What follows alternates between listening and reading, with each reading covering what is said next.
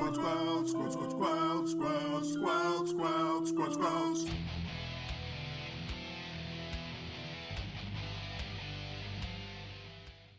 Welcome back to Squelch. I'm Dano. I'm Matt at Arms. And I'm Storm Rage, and we're here to remind everyone that Mass Effect is a game, and games are supposed to be fun. But I am very confused about our food talk that we're gonna go right into, because the word potpourri. Yep. That feels like a word that has kind of left the modern lexicon. Like, when you're talking about potpourri, I, at this point, thanks to Jeopardy, now think of it as just, like, miscellaneous. But in this case, you mean, like, an air freshener, right? Like, something that just smells good? Is that what potpourri is? Well, I would say potpourri is a bunch of like stuff that's mixed together to smell nice. So like miscellaneous things that smell nice. Yeah. But that is the goal, right? It's just like a good smell time. Yeah, unlike air fresheners, which don't smell good, by the way. Air fresheners smell like chemicals and sad. Mm-hmm. Oh, okay. What? That is interesting. I love air fresheners. If I walk into a room and it's just like, smell, I'm very on board with it. Now, I mean, there are some that are fine, right? But I don't know. Yeah, I guess. I didn't really have a follow-up. In my brain, I was like, I didn't know what the purpose of potpourri was at first, and then I read the ingredients, and then I went, oh, it's got to be a smell good thing, right? It's a smell good thing, Smell good thing? Yeah, potpourri's a smell good thing. Like potpourri, but before you were born, potpourri was a real big deal. Like, like these potpourri like scent things, basically, where like you could like either like have like a potpourri mix on top of a little candle, or you get like just potpourri that would just like sit in like a little jar and smell nice. So do you want to hit the bumper so we can talk about the off-topic thing? But yeah, you're the one that definitely got into it. I mean, it's not me. This is not me. I got too excited. I mean, also, you know, I just straight up Googled this. Air fresheners, like stuff like the chemical air fresheners, contain substances have chemical reactions with sulfur compounds, ammonia, asmides, formaldehyde, such as ferrous sulfate. So there's like some great stuff in there. So this is a much better alternative. Yeah, but I'm not trying to eat my air freshener. And those things are fine if you don't swallow them. Yeah, but it's also going in your nose, and guess what's connected to your nose? Your mouth. Yeah, So technically, you are eating your air freshener. I don't.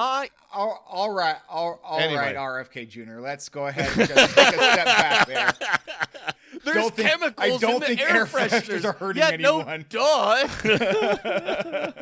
Are you drinking it? No, you're good. Even if you're drinking, you're probably fine. Also, get vaccinated.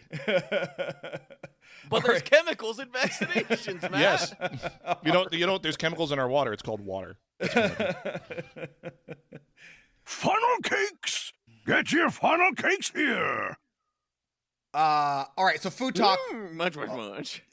Yeah, there we go. Sure. I'm sure you want to munch these. I mean, you can. Some of this is just food. You kind of feel like you're wasting food. But okay, I think we talked about this last year as well. But if I remember correctly, it was like too late in the game, or whenever we did this last time, it was too late in the game. So it is currently December 15th. We're going to release it on the 17th. So plenty of time if you have not gotten like a gift for your kid's teacher or your boss or some coworkers. Basically, so like we're talking about stovetop potpourri again, in case you missed Storm Rage like 10 minutes trying to figure out what potpourri was. I didn't really know. It's basically like a super easy gift that you can give every year, and it like takes zero thought. And people are like, oh yeah, this is Dan's gift that he gives every year. That's what I do, and it's great, and people like it, or they lie about it and say they like it. But either way, it's very easy, requires no thought, but seems thoughtful. So, stovetop potpourri, basically what it is, it's an orange, a tablespoon of whole cloves, 1 or 2 cinnamon sticks, a sprig of rosemary, and then like 1.5 to 1 cup of whole cranberries. So you take that. Can you eat this? I mean, if you want to, but the cloves are going to be kind of crunchy. Yeah. Yeah, like you could, but like if you put it in a pot and boiled it, This wouldn't taste bad, right? So it's basically like if you wanted to have like mulled wine. This is kind of how you would mull wine. Yeah. Okay. Mm-hmm. Yep. So you take all this and you put it in like a plastic bag. If you want to get fancy, you put it in a cellophane bag, and you throw that into a little gift bag, and then you give it away, and then you win. Just got to include the directions in it as well. So the directions are: so you take the ingredients and you slice the orange. You can break the cinnamon sticks if you want. I don't. Put like 4 cups of water in a pot. Throw everything in the pot. Bring it to a simmer, and then let it sit on a low simmer for as long as you want. Like the water will simmer down, and then you add more water, and it makes your house smell amazing. And then you also. So this is like a one and done type thing. Like you throw it in a pot and it smells good for a bit, or do you just like keep putting the ingredients back in the bag? 4 cups of water will take a while. So like this will last all day. You can keep on adding more water to it. So like we started this morning and it is still going right now. Okay. And it's been nice all day. You can strain it if you want and throw it back in the fridge and then reuse it. But like I probably wouldn't do that more than once. Okay. Yeah. Also it has the advantage of also like humidifying your house in the winter, which is also nice. Yeah. Because it gets really dry when it gets really cold. Yeah. So I like the dry. I live in the dry. I just like, I just don't like the static shocks every time I walk across the carpet with my socks on. That's how I know I'm alive. But yeah, so I don't know. This is what we do every year for Dean's Teacher. So Sarah got it one Christmas as a gift, and then I took it and ran with it and give it to my coworkers every year. I give it to my family every year, and I give it to Dean's Teacher every year. So I go buy like multiple bags of cranberries. Throw the cranberries in the freezer. They just sit there and they're great forever in the freezer. And then you pull them out when you need them to throw in the gift bag. And then like I always have like a little orange in the house. Throw the orange in there, and then like buy the like cinnamon sticks and cloves when they go on sale, and then make sure you grab the rosemary before everybody else does. Easy peasy lemon squeezy. So I don't know. That's what I do. It's easy. So Nice. You're welcome. Thank you. Yeah, I know that this is especially for you, Storm Rage. So I appreciate it. you're welcome. You're welcome. Thanks. I am pretty incredible. Hey, patrons, thank you so much. We really appreciate you for keeping the lights on. Hey, if you're listening and you're thinking, hey, I want to support this podcast, you can do that. You go over to patreon.com/squelch, and that's where our Patreon lives. And you can give us like $5 a month if you want. That'd be super cool. Just $5 a month. Or just $1 a month. For $5 a month, Just you $1 a month. you get After Dork, you get our movie watch-alongs, and you get our podcast like a couple days early usually. So, yeah, cool. And you get the raw, unedited version. You do. You get the 5 minutes beforehand where Storm Rage tells me all the things I'm doing wrong. I think it's important to start off with as yucky energy as possible. And I think that's the best way to do it, is be like, hey, Dano, have you considered changing the entire way you run your podcast as we're actively recording the podcast? Hey, Dan, this is episode 257. Have you thought about how you're doing it all wrong?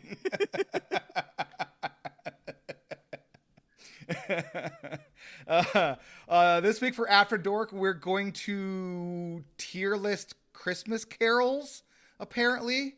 I have opinions. They're all bad. Apparently, I'm told that I'm wrong about that, though. So You are, yeah. So we head over to Tea with Finley. Sure. Yes. Hello, old friend. Let's meet for tea after the match, shall we? Slurp, slurp, slurp. I remembered. You sure did. Good job, Dano. Thanks. You can tell by the giant gap there that you did not. Correct. Because Matt posted a second Spotify playlist that we're going to be talking about, and I had to look at that. It's a better list for the After Dark. I saw you like super in depth of thought, like he's gonna miss it. You were correct. I just make sure I put that at the right time so you'd miss your cue. Perfect. I appreciate it. Yeah, that's what I do. So, in case you live under a rock, wait, no, that's not how you say that. So the Game Awards happened this last week, and you all would know that unless you live under a rock. There we go. I live under a rock. Who cares? Who cares? Zero cares. Could not care less about the Video Game Awards. Yeah. Just don't care whatsoever. But in this case, the Fallout TV show won a Video Game Award for Best Adaptation of a Video Game. I mean, what else was there anything else? I don't know. I don't know. Like, yeah, Arcane was in serious contention. Okay. Arcane is super good. I don't know why. I think it's the first animated show that has an entire season that is above 9.0 rating on IMDb. Was the so there's a new was there a new Castlevania season this coming year out as well? It's coming out. And then there was also the Edge Runners came out, right? This last year? That was last year, I think. Last year? That one's super good as well. Yeah. So there are some really good ones actually. Arcane's amazing. Arcane's super duper. But the Fallout TV show won. Cool. The Fallout TV show was great. Absolutely loved it. I heard phenomenal things. Yeah, it was wonderful. The timeline was a little bit weird because it doesn't really give you an idea of where you are at within the Fallout timeline very early on. I think it's like episode 4 where it gives you the first iteration of, okay, here's where we're at, and it kind of lays out like the big events. And then it lays out a big event that like never happened, but it lays it out in such a way that doesn't necessarily line up with Fallout New Vegas, which like, wait a minute. We all played Fallout New Vegas, and in the New Vegas timeline, this hadn't happened. So how does that work? And like the Fallout team was like, because we're going to do a cool big thing. And it's like, I don't think you goofed at the timeline, buddies. But anyway, so while they were up there getting the award, the showrunner says, I want to thank the fans of New Vegas. That's every Fallout fan, by the way. Every Fallout fan likes New Vegas. It's one of the best Fallout games. Anyways, I want to thank the fans of New Vegas for not burning my house to the ground. Yeah, you'll be very happy you didn't. What? Okay. I don't know, my dude. Like, for me, it's just like, first of all, these you didn't know you were gonna do a season 2. So don't pretend that you like knew you were gonna do a season 2 and that you were gonna somehow fix your timeline goof. It's like, don't act all coy and cool about it. I don't know. Maybe I think it's a little silly, but it annoyed the living. It annoyed me that he brought it up. I'm not gonna lie. Like, it kind of annoyed me. What do you guys think? I see it as him. I don't mind this. I see this as him going, hey, yeah, we goofed it, but we're gonna make good content. So like, that seems like a pretty even trade. Is how I am reading that. Mm-hmm. But like, I always think that any sort of video game adaptation is always tough because it goes through so many writers and rewrites. And not everyone is as tuned into the Fallout lore, especially if the game's been a little bit older. And even if they're like significant events, or if they're not expecting to go to season 2, like there's so many weird things that happen in any sort of TV production. As long as it's fun and somewhat close, I'm fine. I agree. And they did so many amazing things. There was so much awesome fan service where it's like they had the junk jet was in there. They had so many amazingly cool things.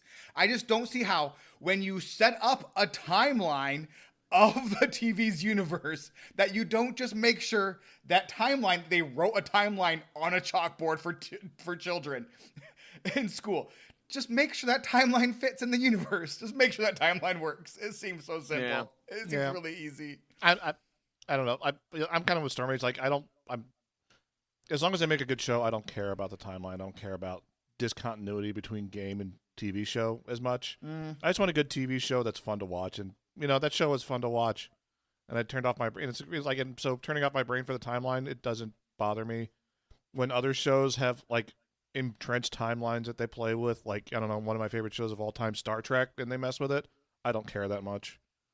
Yeah, I don't. So, yeah, no, I don't. Yeah, I don't know. I'm not saying you're wrong. I think I would care.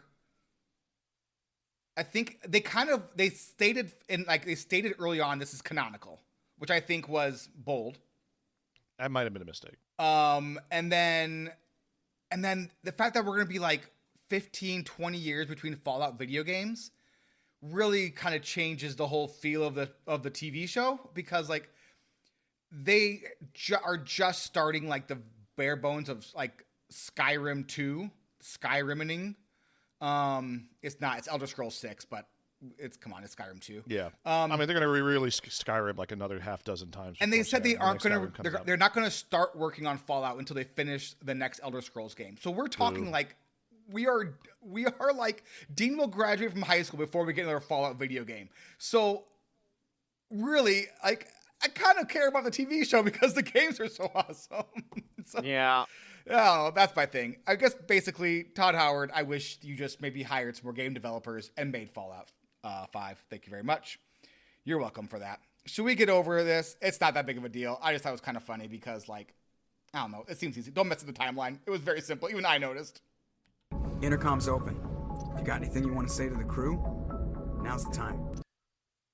I do have things I would like to say to the crew, Joker. Thank you so much. We're going to do our game recap for this week. We're going to be talking about the planet Novaria. So, after our most recent exposure, where we finally proved Saren was a bad specter, our next step was to find out what his plans were. So last week we traveled to Pharos, where we uncovered Exogeny and the Thorian, who had given information to Saren, and had also been mind-controlling some colonists, and Exogeny was pretty cool with it. Bad stuff. So we dealt with that. We blew up the Thorian. We took care of some corpos that needed some help. And you know where we're going this week? CORPO HOTH, baby!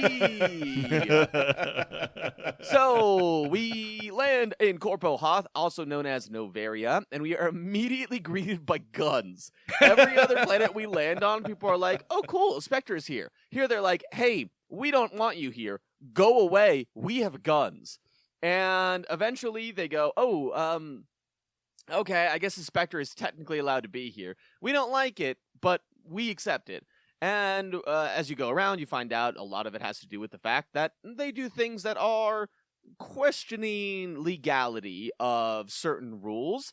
And we also find out, hey, we need to get to Peak 15. It is a research facility that is on Novaria because we're hunting Matriarch Benezia, also known as Liara's mom. Now, Dano doesn't know who Liara is yet because they haven't met. So I am fascinated in how this planet went for you, because Matt and I both have met Liara, and she is on our crew.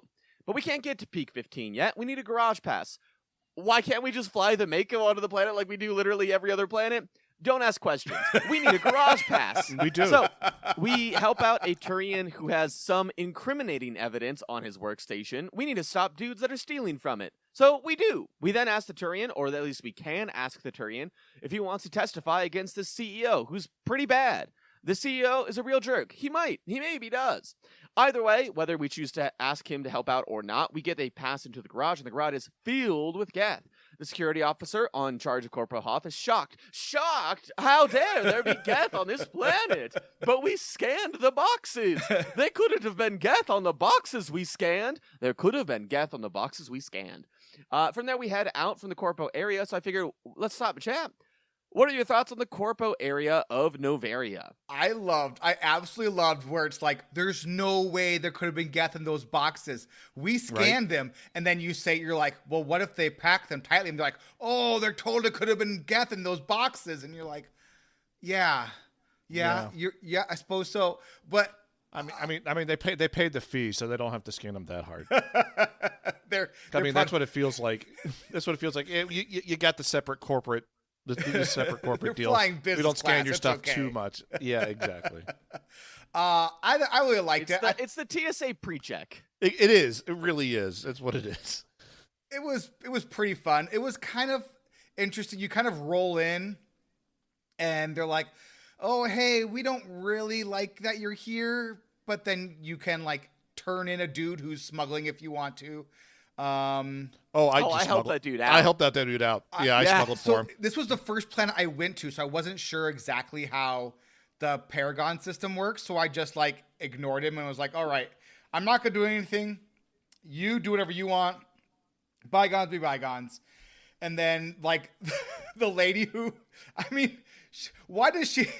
So like we got this. Can we talk about the secretary? The secretary. Yeah. The Okay. secretary that's also super cool, but is like everywhere. And no, yes, absolutely. So the secretary of the CEO is like a secret agent in the Alliance who was like going to like the Alliance or the Citadel. No, she's not a member of the Alliance. She's a member of the board that is in charge of Novaria. Right. So Gotcha. like So this CEO is causing a lot of trouble and like hitting on profits because they're basically siphoning off. They're embezzling a bunch of money, but they can't prove it. So they have this board that is in charge of this legally questionable planet has its own secret special agent force to make sure that these questionable things only happen in questionable ways that benefit them, which feels a little too on brand. Well, so I mean, really, you can help her or you can not. I chose to help her because it gave you Paragon points. And she rolls up to you, and you meet her first when you go to meet the CEO, and she's got like a British accent, and then later when you're in the bar, she rolls up to you, and she has an American accent now when she's not on like undercover, and it's like, I feel like you probably either would want to keep the accent because, I mean, presumably other people know the CEO and know you and will be like, hey, why does your secretary like not have an accent sometimes? And then, because you're meeting in this very public place, it's a bar. Like, I mean, there's a bunch of aliens. They can't tell the difference between English and American accent. And then like second, why did you do the accent in the first place? Like, that is also a very good point. I feel like either way, it's not like accents are a thing anywhere else in this game. Everyone just speaks American English.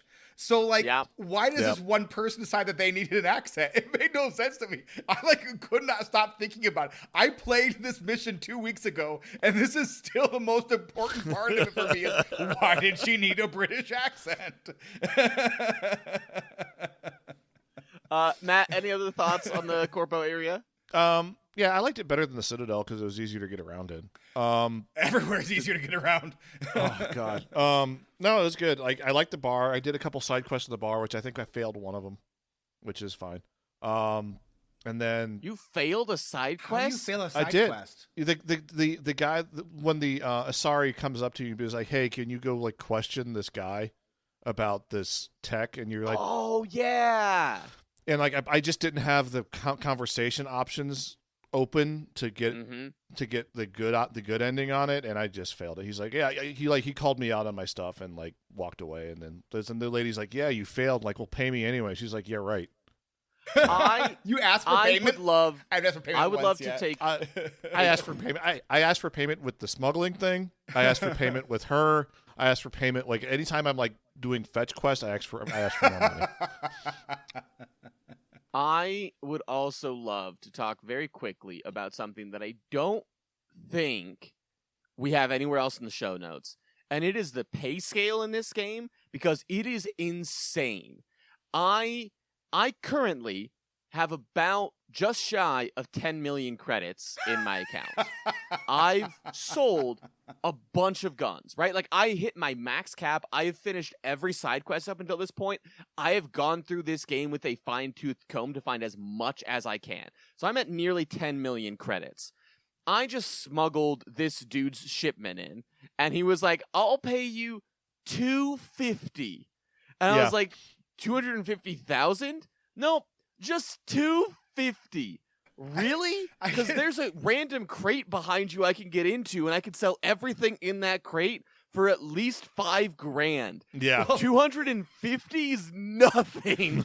I've stopped selling stuff because now I just am scanning random metals on planets, and I make like 20,000 credits for scanning a random metal. So like, why am I even bothering? So I basically have backpacks full of guns that I'm never going to do anything with because I'm making hundreds of thousands off of random metals. So yeah, I got the message like, hey, you have 265 items. The max item limit is 350 or 300.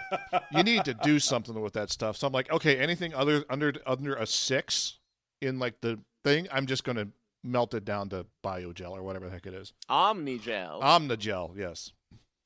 Yeah, I sold everything and bought the 2 best guns for my Shepherd, like I was told to do, and then I stopped looking at stuff to buy because it doesn't. Gear seems to I not have really yet- matter too much. So like whenever I I get, just like, buy licenses. I buy licenses when I see them, and then that's it. I don't even do that anymore because like I have the 2 best things for Shepherd. And then now, like whenever I get a new character, whenever I load my party up, I just check to make sure that like my 2 like side pals have like the best gear they can have based on like the random leavings of my enemies, and then I move on with my day. Yeah, it is amazing how much easier it is having the Spectre weapons and how little any other gun matters at this point because the Spectre weapons are just so much better. I did find a shotgun I love, which is nice. So I'm keeping that one. Good. All right, continuing on with the plot. So we travel to the Peak 15 research facility, and on the way we murder a bunch of Geth. Like there are so many Geth. How did they get this many Geth into boxes? They didn't. They dropped them off. There's a ship that drops them off. In some places. Yes. So I just assumed that there was ships dropping them off the whole time. It also begs the question of how do they not know that there were Geth ships dropping off armies of Geth, and no one said anything to Shepard? I mean, the security doesn't seem that great on this thing. I'm just saying. Seems pretty good for us. Like, they have guns trained on us pretty quickly. Yeah, because we're poor. Why? But we're Spectres, and it's Geth. So regardless, one way or another, you eventually make it to the research facility, and there are bugs here, like big bugs, like human-sized bugs, at the very least, and they're pretty scary, spooky bugs. What's happening here? We make our way to the central facility after fixing a lot of things, because basically everything in this facility is broken, and we find out that these bugs are called the Rachni. And the Rachni are, or were, an ancient alien race that almost destroyed the entire galaxy. They breed like crazy, and they're able to, they are also spacefaring, so they're essentially very similar to, like, the Zerg from StarCraft, if you're familiar with that lore. And they were almost defeated by the race because the Krogan were raised up by the Solarians in order to defeat them. The term raised up is used in a couple of times throughout the Mass Effect series, and there's not really any definitive, like, these are the specifics that are taken, but a lot of it is assumed to just be like the introduction of new and advanced technology. So the Krogan went out and destroyed all of the Rachni, just murdered a bunch of them, except for this one queen, it seems, this one single egg. So binary helix, the people, yes, Dano? It was accidental. They thought they destroyed them all, but this one like ended up on a spaceship in like cryo sleep out in deep space, and then this Corpo like they found it later, and then so it was accidental. They didn't like feel bad and like be like, oh, we should save the race. No, they thought they had destroyed it, but they didn't. Correct. Thank you for that clarification. And then that was about 200 years ago. So that's when the Rachni were put down. Like thousands of years ago. The Rachni Rebellion? Yeah. It was like thousands of years ago, right? I think it was thousands of years ago. I'm going to Google this really quick. Yeah, pretty sure it was thousands of years ago. I think of them more as the bugs from Starship Troopers, though. Because they have like brain bugs, and they have like little like people that. So I feel like it's a little bit more like that than it is like. I mean, they're alien race of bugs that you shotgun. That's what they really are. That's all they exist for. Speaking of Starship Troopers, watched that recently, and it holds up wonderfully well. So if anyone, I highly encourage watching the first one. The second one, I highly discourage. That one, not as fun as I remember it being. You are correct. It is thousands of years. I don't know what I thought. It was hundreds. Correct. Good job, Dano. Thank you. The timelines in this game are like so wonky. It's like they are. It's thousands of years in the past, but they all have very short like time. So like they're normal lived beings, but like everything. No, is the like, Asari live for like thousands of years. Do the Asari live for thousands of years? Oh, okay. They live for hundreds of years. Hundreds of years. Some can live up to like 1,000. Okay. But like everyone else seems to be have normal lived lives. So like the fact that this like everything is on like time scales of like 50,000 years ago is real weird, but it's fine. I will also note Krogan can actually also live that long. They just don't because of their lifestyle. I mean, yeah. I mean, So- they like to take advantage. They love to put themselves in situations that will not lead to a long lifestyle. Exactly. So the Solarians raised up the Krogan to defeat the Rachni, and they were believed to be extinct. Binary Helix, the people in charge of Peak 15, find this kind of fossilized Rachni egg, then they hatch it, and eventually turns out to be a Rachni queen. And queens are capable of reproducing on their own, similar to, like, bees, I think, but, like, they contain the DNA strand of both male and females. I don't think that's like bees. Now that I say that, I don't think that's like bees. But Rachni queens, different. And so they are able to reproduce by themselves.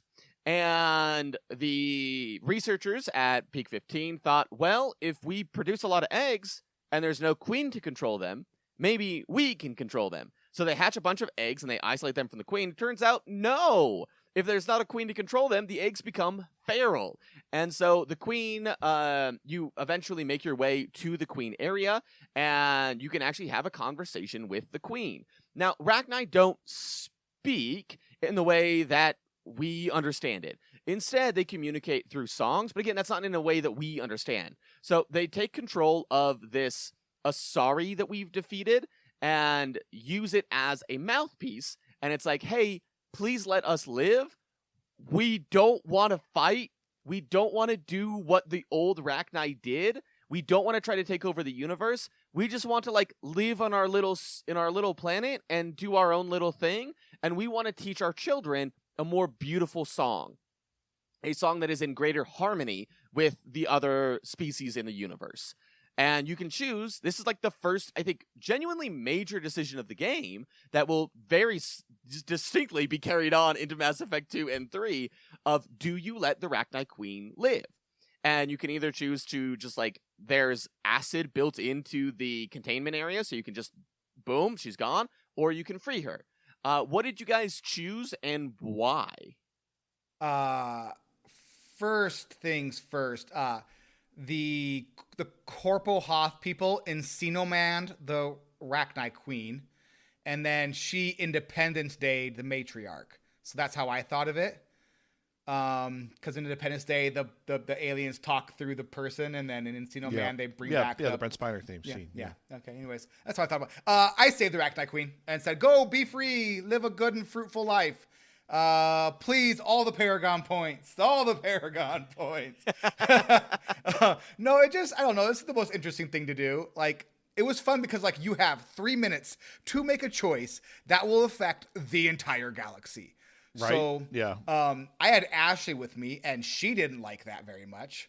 But yeah, I saved the Rachni Queen and was like, no, it seems like you're cool. Like, you're good peeps. You know, go be cool. Go live your life and, like, then teach your bugs to be nice. That's what I did.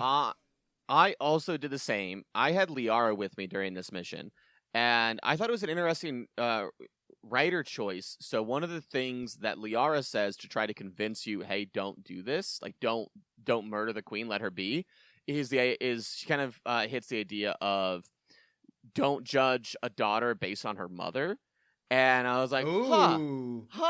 This is going to tie in about 60 seconds. So that's very interesting. Well, here's how it worked out for me. I had the boss battle, and then this scene happened. Oh, so you did it in a different order. Oh, I had the boss battle first. I had the boss battle first too. Yeah. Okay. Interesting. Yeah, so okay. I had the boss did battle. the Rachni Queen first. Oh. Yeah, I stumbled into the area because I was looking for something else, because that area is I hated that area because it was impossible to find. I had to go backward. I had to go back to a previous save because I accidentally just broke into the went through, blew my way into the yeah, that's what I did. I broke in. I was like, I don't think I want to do that. So I had to, like, go back to a previous save and then go around the long way. No. But yeah, no, I did the boss fight first, and then I had the conversation with the queen. So. Yeah. Oh, interesting. Yeah, it does very much push you towards the Rachni Queen first. So I think it's very funny that you both ended up doing the boss fight. How did you talk to the queen first before you? Because, like, the boss fight happens in the queen room. The queen room, yeah. How did you have talk to the queen first? Does it? Yeah. In my brain, What's the? Oh no, I'm thinking of something. I'm thinking of the section after this where you have to blow up the entire thing. Oh yeah, My yeah. brain has combined several fights together. I Okay. apologize. That's Gotcha. fine. No, anyway, I saved the queen because I didn't want to genocide an entire race. Yeah. Mm-hmm. Mm-hmm. But then I went and go genocided the rest of the race. Well, yeah, because they were like, Yeah, I she think- told me to. She said it was fine. Yeah, she said, "Go ahead and take care of my children who just who don't get it." Yeah. So this next section is going to be a little out of order then, because you're right. This should have happened before. I goofed it. So we do find Matriarch Benezia, and she's somewhere in the lab. You have to go into the restricted section, and you run across a group of humans that are like surviving in the lab because there's all these bugs around. And when you go into the restricted section, they're not a fan of it. They try to kill you. You get to Benezia. She's mad. She wants to kill you. After you beat her up, she comes through for a bit. She's under Saren's control. She tried to ally herself with Saren to get him on a better path. She didn't do a great job. Everyone's very sad. She begs you to stop him. She dies. She refuses medical aid, and that's why she dies. She doesn't want to be a pawn of Saren. Then you have to go, and the queen, whether or not you choose to let her go, you need to go deal with the rest of the Rachni on the planet so they don't just go on murder spree. So then you go, you find one dude who's sitting alone in a chair, and it's like, oh, this dude's probably going to die. He does. But he gives you codes to launch the nukes. So you launch the nukes and run away. End of mission. What are your thoughts on this whole section? So I didn't have Liara with me, so it wasn't sad at all. It was kind of like, hey, you kind of did a dum there, and guess you goofed that up. So there was no real sadness on our end, really. It was me and Tali and Ashley, so there was no one was feeling sad about the situation, but I thought it was really fun. It was a really complex. I'm talking about the whole mission. Yeah, like the whole planet of Noveria. It was super cool. Like it was really interesting design. You didn't know who was on whose side, which I thought was really interesting. Hold on, Dean, do you want to say hi real quick? Okay, hold on. Hi, everybody. Hi, Dean. Are you a little dinosaur? Yep. What kind of dinosaur are you? We can't hear you, shrug. Are you Dinosaurus? All right. Adorable. Are you going to say anything? Okay. If you're not going to say anything, you can go. Bye, bud. It was a very good visual goof. It was a very good visual goof. Excuse me. So I thought the entire area was super interesting. I thought you didn't know who was on your side, who was what everybody's motivations were. I thought that was really interesting. You kind of didn't know who to trust and who not to trust. In the end, it didn't really matter too much. The game kind of walked you through it. But I think if you were able to suspend disbelief a certain amount, it was really interesting and fun. Sadly, I think they kind of blew it with and for whatever reason in Mass Effect 1, they seem to err on the side of giving you as little information as possible. So at one part when Matt and I were both like, if I walk into this room, oh, they're all attacking me. I guess I just kill them all. And they're like, oh, wait, these are humans. Are they good or are they bad? And it turns out they were bad, but you didn't know that. So you could just basically shortcut your way through the dungeon by just offing up a bunch of evil guards, but you didn't know. So the context was missing context, I thought, in a few places, but I thought overall it was a 9 out of 10. It was really good storytelling, really interesting, unexpected decisions at the end.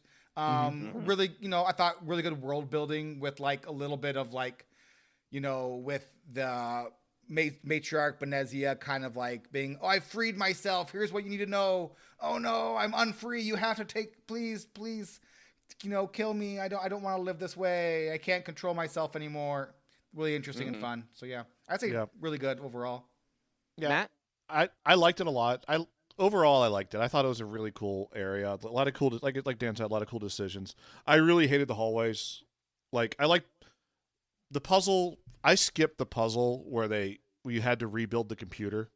Oh, that's my favorite puzzle. I hate it. I hate that puzzle. That took me a while. It took me like I started poking at it for like 10 minutes, and I'm like, I don't feel like thinking this much. I'll just spend 100 Omnigel or whatever it else. Wait, you could Just spell to Omnigel. You could just use You could spend Omnigel on it? Omnigel to do it. Yeah. Well, then why did I do it? You had to have enough Omnigel, and you had to have your electronics or hacking up to a certain level. Yeah, I had Tally with me. I had Tally and Asari and Liara with me, so it worked out. And I still couldn't hack the computer to burn the hallway with the bugs in it. Oh, So I couldn't either. So I just killed him. So I just went in there with a shotgun and took care of it. It wouldn't tell you that wasn't. I had to Google that, by the way. It was like I was like, how do I do this? Because it didn't say you can't do this with your current level of technology. It just kind of felt like you were stuck, and so I was like, I guess I'm just gonna. I think this shouldn't be too hard. Equip shotguns. Let's go. Yeah, and like I kind of stumbled into the boss battle. Like I was trying to do I was downstairs doing the mission to try doing the side quest to heal like people who are infected by the bugs, right? And I talked to the main guards like, hey, I want to go in this room to get stuff to come back and heal these people. Can I go? Because it was restricted or whatever, right? So I thought I was going down the correct hallway. Instead, I was going down the hallway, breaking in past the robot to get. And then all of a sudden I was in the boss battle. And I'm like, oh, okay. Yeah. And then I couldn't go back.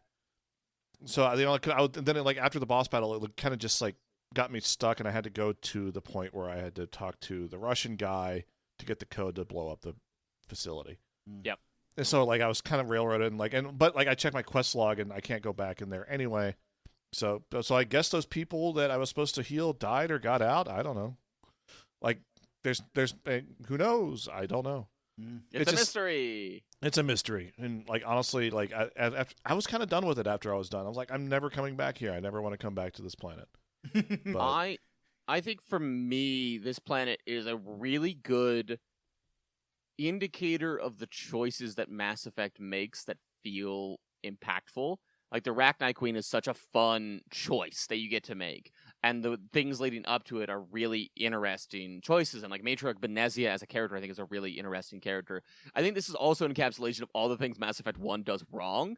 Of, we don't really need a Mako to get to peak 15. We don't really need to make that drive. That doesn't add a whole lot playstyle-wise. Zero.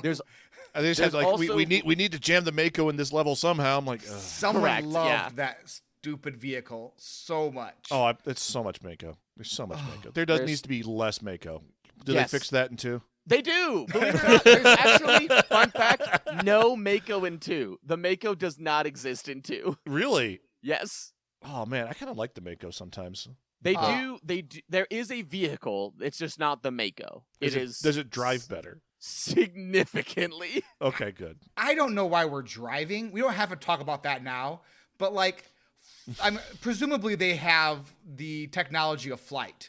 So yeah, you could we fly in with could just be flying around. Yep. Hey, you remember what they fixed in 2? Anyway, moving on. You were saying I think on the negative side, this is also a very good example of the Mako not really being needed. It gives you the illusion of open world, but not actually the reward of it. It gives you the choice. You can go a lot of places in peak 15, but there's only one right place, and I think that if they just railroaded you, this section would have felt better. Of you go here, then you go to the next spot, then you go to the next spot. Instead, it's you go here, then you double back, then you go here, then you double back, and it just feels unnecessary. So there's everything that's great about Mass Effect 1 is in this mission. Everything that is terrible about Mass Effect 1 is also in this mission. Yeah, and the map issues do not help things. No. Correct. Oh, God. It makes everything a lot worse because the map issues make this more difficult. 100% more difficult. But yeah. I also, so we are over time from when we normally are for the podcast. So I don't want to do too long, but do we want to talk about side quests this week, or do we want to punt it to next week when we talk about Vermeer? I'll have more side quests done, so we can just push it next week if you want. Let's just push it next week. Yeah. Okay. We'll talk about more side quests next week. Taste my grilled cheese. Munch, munch, munch. First good there, Storm Rage. There is something that I don't think I really noticed how much I appreciate the writing of before this playthrough, but the way the Rachni speak is such a great example of showcasing how other races communicate. Because, by and large, up until this point, basically every race that we talk to outside of the Elcor are like, speak how we speak. And the Rachni speak and communicate using music. And the way they talk about it isn't just like the music is good or bad. They talk about the color of music. And the way that they talk about the color of music, it just scratched such an itch in my brain. And I was like, what an absolutely killer design choice to have this sentient race, this intelligent race that clearly cannot communicate with most races the way that most races do. They just view sound and light, and they see things in an entirely different spectrum. Mm-hmm. That's awesome. That's just such a cool win for me. Yeah. That's something I wish they did more with more alien design in science fiction needs to use this more. Yeah. I think multiple times so far we've talked about the monster races having really interesting like views of the world. Like last week's like the Thorium. Like they're like their whole like, you know, long live, like they're like extremely long lives and how they kind of view the world. And the Rachni with like looking at the colors of music. Like I was just thinking about it right now, and maybe we'll talk about this in week 5 or week 4, whatever we finish this up. This is an average video game with like 1% level writing. Like this game is completely salvaged by its incredible writing. 1,000%. 1,000%. Yes. Yeah. So I've got the not so good, and so I want to talk about like the Indiana Jones side quests. There are, I think, 4 or 5 side quests where you need to collect 13 different like medals and 8 different like books and 12 different types of iron ore, and it's just these like things that just like showed up in your journal one day. Like no one told you to do this. And then as you're kind of going about the universe, you're kind of just Indiana Jonesing your way around to find these ancient MacGuffins. And they're a big chunk of your side quest log. And so you kind of feel like you have to do it, but then you have to spend a lot more time in the Mako driving around these little side quest like moons and worlds you're on, which isn't always fun. Right. No, because they went, you know what's fun? Worlds that have like texture and levels. You know what's actually not fun? Trying to find the one spot that your Mako can go up a mountain in order to get to the other side. It's so awful. It's just so frustrating how much time I'm like spent like, can I drive straight up this peak? Nope. Oh, I can drive straight up that peak though. That's interesting. Yep. They're equally exactly straight up. Like literally, it's like how much of the terrain color, because it like literally it's like the terrain color and the cliff face, right? Like that's what like you get to drive on, and it's like, okay, this has a little bit more terrain color. I can probably get up this hill. This one has more cliff face. I'm probably not going to even attempt this one. It's just like, and then you just get stuck into like these random crevices, and you just get stuck, and you're just like. Yeah, I'm going to get to that, by the way. You're taking away one of my 3 questions, but oh yes, sorry. It's okay. But yeah, so like I'm prematurely annoyed that I'm going to miss out on one of these things, and I'm going to have to go to an IGN guide and find the little check boxes, and I'm going to have to go to each of these worlds, and I've been to all of them guaranteed, but I'm just going to have missed this bit of ore, or I'm going to have missed this book in this one place, and it's just going to be time consuming. I don't even know why I'm doing it. No one says why I'm doing it, but I'm going to do it because I want to know why I'm doing it. And so I think just don't do it. Yeah. Like I've been going around, I've been doing it. I think just look up what happens, because I'm guessing I am guessing that it'll just be like, good job, here's some credits. No, and it will feel so bad. No, I'm gonna look it up, and I guarantee you it's gonna be like, and if you do this one thing, there's gonna be a line of dialogue in Mass Effect 3. I'm like, oh, I'm gonna do that line of dialogue. I'll be honest, if that's the case, I will then do everything to get that line of dialogue. So I'm gonna do it, and like it won't be that time consuming, but like I'm already a little bit annoyed about it because sometimes it doesn't even show up on your mini map. Like it's you kind of stumble upon, like the ores aren't on there. Like as you're driving around, they appear on your map, and so it's like, oh, I don't want to drive around this entire map though because it's nightmare fuel. Yeah. The top question when I Google that quest is, does this do anything? And the top answer is absolutely not worth it. Oh, good to know. Asari Writings is the only one that has any impact on the later games. So the Krogan one doesn't have any impact on it? Yeah, the Krogan metals or whatever it is. That's just the very first thing. That's just the very first answer that popped up. So like, so this is what's funny. Like, if you're listening, you're like metals and metals. So like, literally, there's medals, and it's in like Krogan like awards you would get for being in the army, like a Krogan medal. And then there's also like metal as in iron ore or gold. So you're getting medals and medals. So yeah. You know, that's cool. It's just it felt like busy work. Like we need to pad some quests in this. Oh, 100%. But like at least like give me a reason why I'm doing it. Yeah. What's our best good, Matt? Best good is I'm a role player in this game, kind of. Not really. But like when I get missions from the Fifth Fleet, I just bring the human crewmates along because I don't use them for anything else.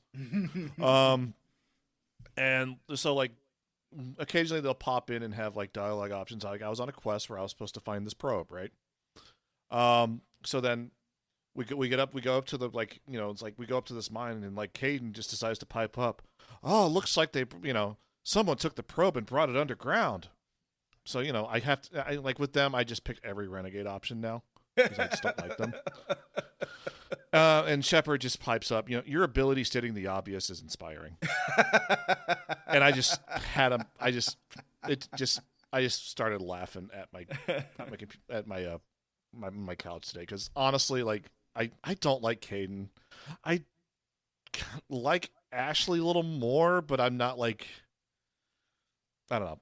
It's just funny just picking the renegade options, just hearing the dialogue sometimes. It's funny. A lot of it's funny. So Ashley at least has a reason for being the way that she is. Like Caden is kind of like, man, how did you get on this super cool ship? Because you kind of suck. All right, here we go. 3 questions. He asks each traveler 5 questions. 3 questions. 3 questions. 3, that's a magic number. I will ask myself 3 questions. Matt, what are you liking so far? The side quests. Like I was talking about that. I went back to the Citadel to turn in some side quests, and I picked up more side quests while I was there, and I finished a keeper quest while I was there, and so I really enjoyed the keeper quest, and you know, I love the side quests in this game because really, like, a lot of them are just like real quick in and out, like 30, 45 minute bite size. For like a long one. A long one is 30 minutes long. Yeah. Yeah, a long one's like 30 minutes. So it's like if I really want to play Mass Effect and I just want to, like, you know, only have like an hour, maybe 2 hours. If like I'm not going to do story missions, I'm going to do the side quest, and I'm having a good time with it. So, how about you, Storm Rage? I really like the way that the planets are, the way that each planet feels distinct and different, especially in the main planets. I think the side planets do get a bit repetitive, but the main planets, like going from Pharos to Novaria to Vermeer, we're going to next week. Like all of these feel so significantly different, not only in their textures and their colors, but the way that people handle them and interact with them. And I just love the level of detail on each of those. Dana, how about yourself? For me, the companions are all really interesting. Like even Caden is kind of interesting. Like his backstory is mostly him unaliving a teacher because that teacher was mean to the person he has a crush on. I feel like a bit of an overreaction. I mean, the teacher Not intentionally, though. He didn't intentionally do a murder. It was true. And the teacher did break the person's arm. So, overreact for the teacher. But, yeah. But, like, they all have pretty interesting backstories that are kind of fun to flesh out. Like, I think Krogan's is probably the most interesting as you kind of get into it. And they definitely don't give enough, like, Tally needs 100% more screen time. I think she, like, also is super interesting, and then you basically accidentally finish her. Can I say the line, Dano? Can I say the line? Yeah, go ahead and say the line. Yeah. They fix it in 2! It's just the Bart Simpson meme. All right, what are you struggling with, Matt? I ran out of dialogue options with my companions. I guess it's the point. I guess it's there's nothing. I'm waiting for it to progress the storyline to get like the next. You don't have to. Just go do a side quest and come back. No. Literally, I've done a ton of side quests, and I go back to them, and there's nothing new with them. It's literally like they're like, yeah, I got nothing. So I guess it's either waiting to progress the story or they don't like me, and I'm like, in my social anxiety is like they don't like me.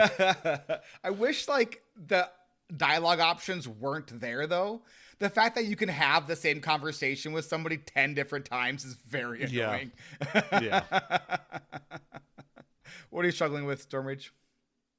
I am struggling with the difficulty of things because I'm still on insanity difficulty and I'm still enjoying it. I'm still progressing at a pretty good clip, but I get one shot by a lot of stuff now. Like a lot of things. If I just get hit once, I go down.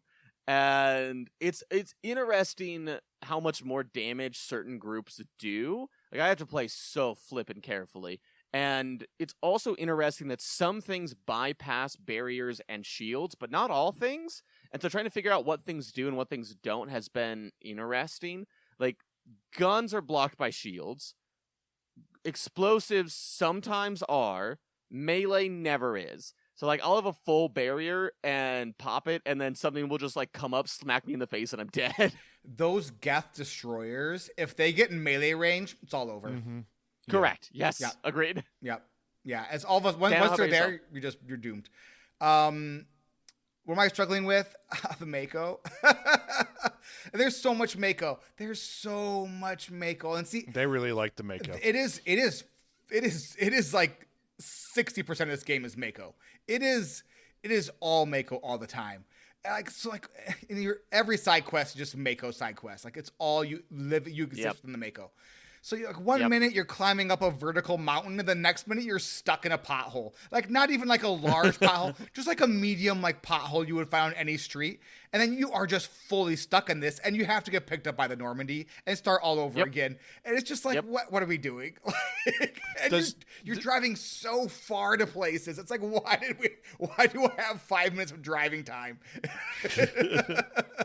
Like, do the jump things do anything? If you're so I play with them a lot because I get bored in the Mako. If you have to make sure that you are kind of like, if you're going like the right, you have to think about your trajectory and how like the jets are going to work with it. So like the jets will like advance you a little bit if you're going the right way. Like if you're nosed over something and you can't like get all the way up, the jets will get you if you are like more than halfway up. But if you're like on the edge and you jet, it will knock you off the side of the cliff. You can also use the jets. If somebody shoots rockets at you, they shoot where you're at and where you're going. So you can use the jet boost to just hop over the rockets. Oh, I just drive around a bunch. That's even better, though. The most fun I've ever had is just giant tank, rocket coming in, just leapfrog over as the rocket slides underneath you. The slowest rockets, by the way, because you can just drive to the right to avoid them. Yeah. This giant tank just drives to the right to avoid the rocket. Correct. What has surprised you about the game, Matt? Just the way we're playing it. If I was playing this on my own, I would have probably burned through the story already. So like I would have done none of the side quests. So I'm talking about the side quest again. So like yeah, so when I play, I just play side quests now when I don't have story, and it's just compelling. Like I'm surprised how compelling this game is, even when we're just doing the side quest stuff. Which a lot of the sometimes side quests for me are just like side quest. Yep. But the side quests are good. And there's good. They add a lot of depth to the story, and I love it. God, just the writing of this game is so absolutely stellar. The beat to beat moments are great, but like there's also just some lines that just stick with you. There's just some characters that just kind of stick with you.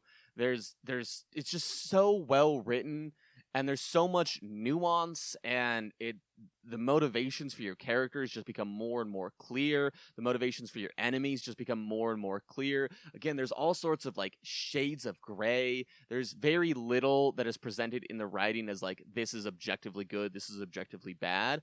And there are some instances of that. But even the people that are like objectively bad, you can at least see their reasoning, and it seems like very human, for lack of a better word, reasoning. Like the exogeny people that we beat up last week.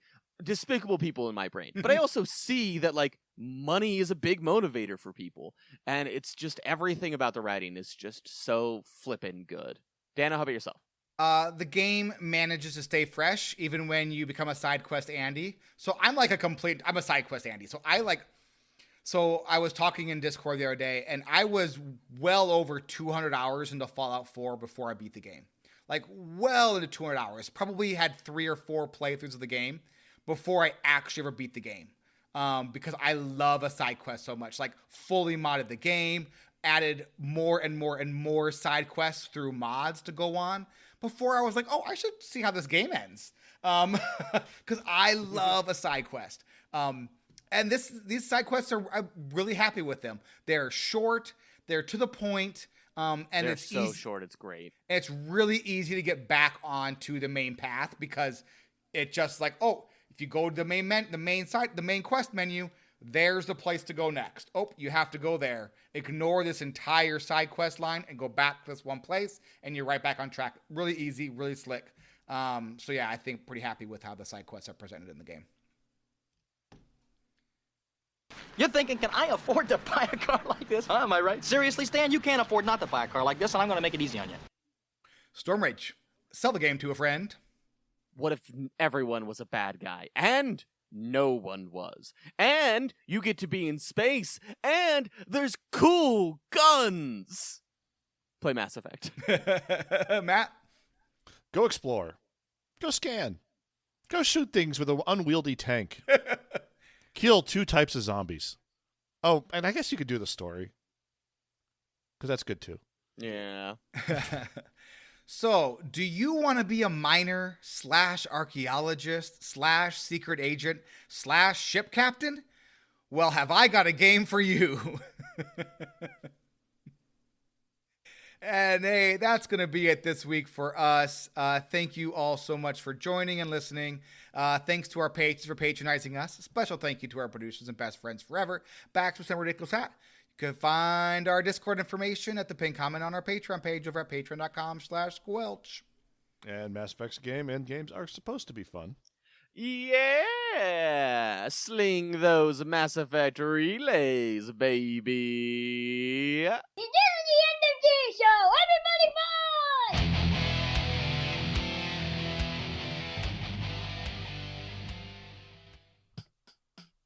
Joe Mag's secret Squelch listener. Yeah. Take that. Take that. Did you see the meme Joe Mag posted, Storm Rage? No. Matt posted it. It was on Blue It's in Sky. the. Okay, I'll find it and post it. It was like a game was supposed to be fun meme. And I was like, yeah, Joe Mag, secret listener. We'll take that. Oh, yeah. Hi, Joe Mag. Sure, Hope you're doing well. Yeah. Yeah, I have a lot of thoughts on the side quests for some of the characters. I can't really talk about that next week. Interesting. I mean, we've got a few seconds here before we're legally allowed to leave. Can we talk about the asteroid mission real quick? That little side quest? I Yes. haven't done it yet. Dude, you have your specialty? Oh, that's the No, that's the the moon mission. The Oh. moon and the asteroid are different missions. What's the The asteroid moon mission? It's the one with the Batarians. Is that like on the asteroid thing that circled? Yeah, it's asteroid like 151. Oh, I haven't whatever gone it there is. yet and done that one yet. Yeah, I haven't done that one either. I'm Yeah, being do that. super careful because I don't want to accidentally recruit Liara to the group. You can't accidentally recruit her. Like the only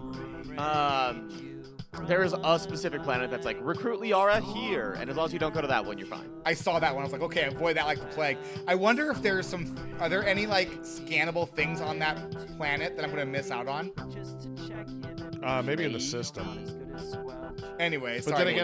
then again, like for the gases quest, like the cat, because you know part of that quest is you have to scan like 8 different gases or whatever. I'm at like 12, so.